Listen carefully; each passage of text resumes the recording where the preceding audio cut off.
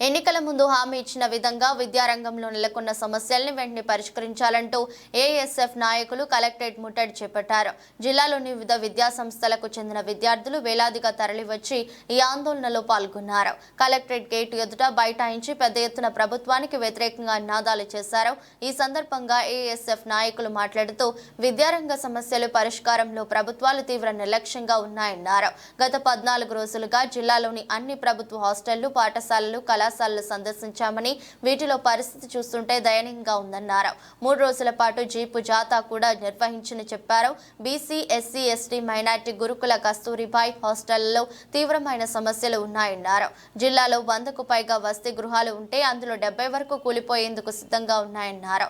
వెంటనే వాటిని ప్రత్యామ్నాయ భవనాల్లోకి మార్చాలన్నారు. ప్రభుత్వ హాస్టల్లో పెండింగ్ లో ఉన్న మెస్ బిల్లు, కాస్మెటిక్ ఛార్జీలు విడుదల చేయాలని డిమాండ్ చేశారు.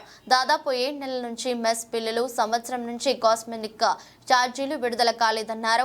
గతంలో జగన్మోహన్ రెడ్డి ప్రభుత్వం చేసిన తప్పిదాలను ఎత్తి చూపిన ప్రస్తుతం ఉన్న నేతలు వాటిని ఎందుకు పరిష్కరించలేదని ప్రశ్నించారు.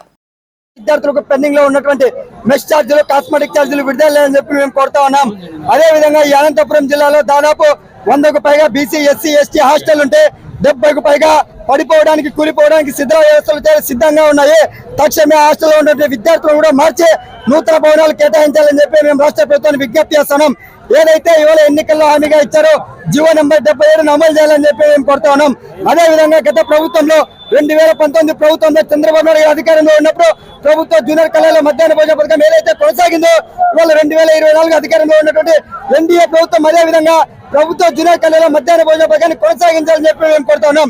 ఇవాళ అనంతపురం జిల్లాలో హాస్టల్ విద్యార్థులు ఇక్కడే ఉన్నటువంటి గుత్తిపత్రంలో 258 విద్యార్థులు ఉంటే కేవలం 4 గదులు మాత్రమే ఉన్నాయి. ఇవాళ డి ఏరియాల్లో ప్రభుత్వ జూనియర్ కళాశాల నిర్మాణంలో ఆగిపోయింది. వాటిని కూడా పూర్తి చేయాలని చెప్పి మేము కోరుతున్నాం. ఇవాళ కుందుర్పి మండలంలో 400 మంది విద్యార్థుల పట్ల ఉన్నటువంటి బీసీ హాస్టల్ ఉంది. ఆ హాస్టల్ కూడా ప్రారంభించాలని చెప్పి మేము కోరుతున్నాం. విద్యారంగంలో ఉన్నటువంటి సమస్య పరిష్కారం కోసం ఏఎస్ఎఫ్ ఆధ్వర్యంలో ఉద్యమాలకు శ్రీకారం చుట్టాం. ఇప్పటికైనా కూడా రాష్ట్ర ప్రభుత్వం స్పందించాలా. ఈ జిల్లాలో ఉన్నటువంటి దాదాపు 14 రోజుల పాటు ప్రతి గ్రామము, ప్రతి మండలము, ప్రతి హాస్టల్ కూడా తిరిగే హాస్టల్ విద్యార్థుల సమస్యలు, విద్యారంగంలో సమస్యలను కూడా సేకరించాం. ఆ సమస్యలు పరిష్కరించకపోతే వేలాది మంది విద్యార్థులు సేకరించే చలో అసెంబ్లీ కార్యాలయాలు కూడా ముట్టడిస్తామని చెప్పి ఈ సందర్భంగా రాష్ట్ర ప్రభుత్వాన్ని హెచ్చరిస్తా ఉన్నాం.